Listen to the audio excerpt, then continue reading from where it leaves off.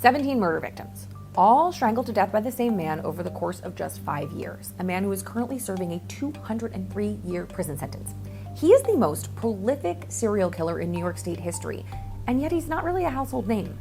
Before Long Island had the Gilgo Beach Killer or the Manorville Butcher, there was Joel Rifkin, a man who, like the other two, preyed on vulnerable women who were easy targets, sex workers. Every so often, Rifkin will sit down with a reporter or an investigator for a taped interview to rehash his killing spree. He hasn't been heard from in more than a decade, but now Rifkin, who is 64 years old, is welcoming cameras once again in a new A&E special, Cold Case Files, The Rifkin Murders. Take a look at an exclusive clip shared with Daily Mail. It's a double-edged tragedy. They're gone. I'm sitting in here.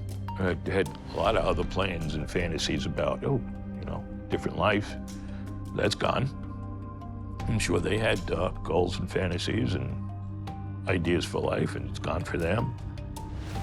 That apathetic man right there is Joel Rifkin, who killed more than a dozen women and often dismembered their corpses piece by piece. Now, earlier in the clip, he had been asked if he was sorry for his crimes, to which he said yes. But as you heard there, he equates the victims losing their lives to being murdered to him losing his life because he's behind bars, a reality, I might add, that is of his own making. With years to reflect on his actions, Rifkin remains the same dispassionate man he was when he was first arrested in 1993. Joel Rifkin has the same number of victims as Jeffrey Dahmer, but a fraction of the notoriety, so that might be why he just kind of comes out of the woodwork every so often to give these interviews. His first kill was in 1989, and for the subsequent 4 years, his murder spree would accelerate until he was captured kind of by accident in 93. Rifkin grew up in Long Island and was by no means the popular kid in school. You kind of picture your typical kid picked last in dodgeball trope. He wasn't cool, he didn't have a lot of friends, and he was mercilessly bullied. He also wasn't good at sports. Now, according to previous jailhouse interviews, Rifkin said his father was pretty disappointed in his lack of athleticism and smarts, and he's spoken quite a bit over the years about being unable to live up to his father's expectations and how that bred feelings of inadequacy. So you pair that with violent fantasies, and you have the building blocks for the monster that Rifkin would later become. In recordings, he told his former college buddy turned police investigator that his psychosexual fantasies began in puberty. They included bondage, rape, and an increasing fascination with strangulation. Now, to be clear, these types of fantasies are generally actually considered okay because they're usually just that. They're just fantasies and they're not acted on. And to take it a step further, sex therapists will tell you that engaging in or being turned on by BDSM practices, including bondage, dominance and submission, and sadomasochism, is perfectly healthy. So long as there is enthusiastic consent between partners, it's just a kink, have at it. But for Rifkin, it wasn't just a kink. It was an obsession, and that obsession coupled sex with strangulation to the point of death. You see, he did not have luck with the ladies. The way Rifkin has described it in the past, he just struck out with women time and again. When he was in college about to go on a trip with friends, he just did not want to be the only inexperienced one, so he dropped $30 on his first prostitute and kind of never looked back. Rifkin became addicted to sex workers. He said he would spend an entire paycheck on prostitutes in a single weekend, hiring several a day sometimes. But this routine became just that for him, a routine. The hiring of prostitutes evolved from being exciting to mundane, so he upped the ante.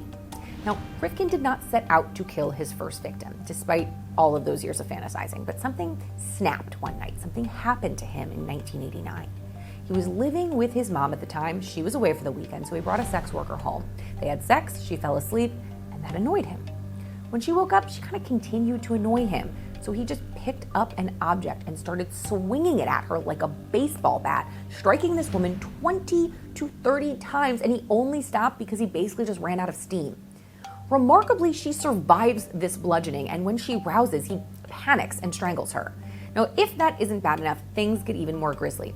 Rifkin then dismembered her body with an X-Acto knife and disposed of it in pieces. Now, most of the body went into a river, but he drove her head out of state to a golf course in New Jersey, and he dumped it in a wooded area. Some poor golfer looking for his ball one day soon made the grim discovery. I've always had a hard time reconciling the Joel Rifkin we see earlier in those interviews, this unperturbed, kind of emotionless guy, with the person responsible for these crimes. He just comes off as detached and passive, but his killings speak of someone with a lot of rage. Strangulation is a really, really deeply personal way of killing someone, and this was his method of choice. His first victim, Susie, was not only strangled and dismembered, but her face had been bashed in so bad she was left with just 4 teeth. Her legs were found sometime later by a fisherman, but police couldn't identify her and they had no leads on her killer. Now, the slaying of Susie is where Rifkin began to refine his MO for the remainder of his kills. An MO, or modus operandi, is a term you've heard a lot. We throw it out all the time in true crime discussions, but it's typically kind of misunderstood. People tend to think about someone's MO like a killer's calling card or this one sort of constant thing that you see in several of their crimes. In actuality, the MO is far more fluid. According to the Department of Justice, MO is a learned behavior that evolves over time as offenders gain experience and confidence. The offenders continually reshape their MOs to meet the demands of the crime, whereas the signature aspect remains a constant and enduring part of each offender. So we see this play out in the Rifkin case. His signature is strangulation. It has to happen every time. But his MO is honed with each kill. After the body parts from his first victim were found floating in the river, when Rifkin killed again, he encased that victim's dismembered parts in concrete so that they wouldn't float to the surface. Some of Rifkin's victims have never been found or identified, but he would kill in threes, and he accelerated the time between each cluster of victims. There were mini clusters, little sets of 3. 3 were dismembered, 3 were in oil drums. Some were in water, some were on land. It's like my own little nightmare scenarios. But finally living out all of his homicidal sexual fantasies did nothing to diminish his previous addiction to prostitutes. Rifkin continued to regularly see sex workers in between all of his kills, and when engaging in sex acts with them, he even fantasized about murdering these women. But he didn't, and he can't really tell you why, no matter how many times he's been asked. Rifkin can never articulate why he killed sometimes and why he didn't. Sparing girls certainly had nothing to do with the fear of getting caught. As he kept getting away with murder, Rifkin's confidence grew and he rapidly quickened the pace of his killing, at one point taking down 4 women in just a period of weeks. And he got more brazen about the act itself.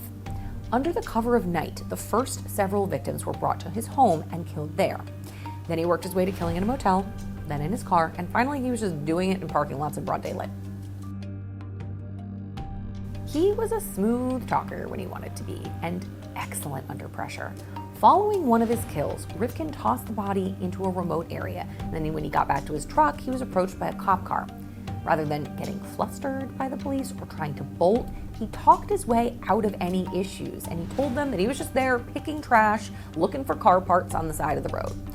So by the time he killed his final victim, the whole process and the cover-up was so sloppy, it was almost like he wanted to get caught. His final victim was strangled in the middle of the day in the back seat of his mom's car.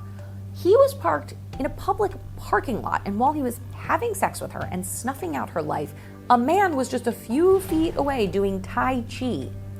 After she was killed, Rifkin just tossed newspapers over her naked body so that no one would see her in the back seat as he drove away until he could transfer her corpse to the trunk. You see what I kind of mean there about him getting brazen to the point where it just seems like he's playing with fire on purpose? Well, it gets worse. His mom apparently needed the car when he got home, so he just tossed her the keys. She ran errands without having any idea that there was a dead body in her trunk.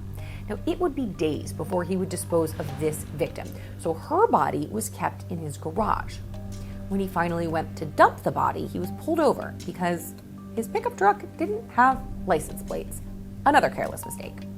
This time, though, rather than trying to talk his way out of it, Rifkin made a run for it. Now, the first time I heard this part of the story, I wondered why not just take a ticket for not having plates and move on. Body was under a tarp. Cops wouldn't have really had a reason to think there was anything nefarious going on. It was a good gamble he was going to get away with it. But this all happened in the summer in New York, so it is hot as all get out and humid. Rifkin had puttered around in his garage working on his truck for days alongside this corpse before he got rid of it, which was quickly putrefying, so the smell had to be pungent. Now, a crash ended that high-speed chase with police, and Rifkin was immediately cuffed. It took officers moments to catch a whiff of that tarp, where they discovered he was hiding a decomposing body of a female. Investigators were floored. They'd never heard of Joel Rifkin. He wasn't on their radar. This guy and his crimes seemingly came out of nowhere. Remember what I said? Only a few of his victims had ever been recovered, and they were kind of spread out in the area, so no one really considered it was the work of the same man. And many of the women, because they were sex workers and hard into drugs at the time of their disappearance, had never even been reported missing, so cops didn't even know to look for them. He was arrested in 1993 for the murder of his final victim, Tiffany Bresciani, but he confessed to 17 murders. Now, Rifkin went to trial for Bresciani's death and was found guilty. He was ultimately convicted of 9 others and sentenced to 203 years in prison. He's often compared his compulsion to kill people to other people who try to quit smoking. You know, they have the best intention of doing it, but they just can't help lighting up again. Why he felt the need to kill in the first place, though, is still a mystery. He's currently serving his sentence at the Clinton Correctional Facility in New York State. Search Daily Mail videos on Facebook for more clips like this. For more true crime content like this, hit like and subscribe.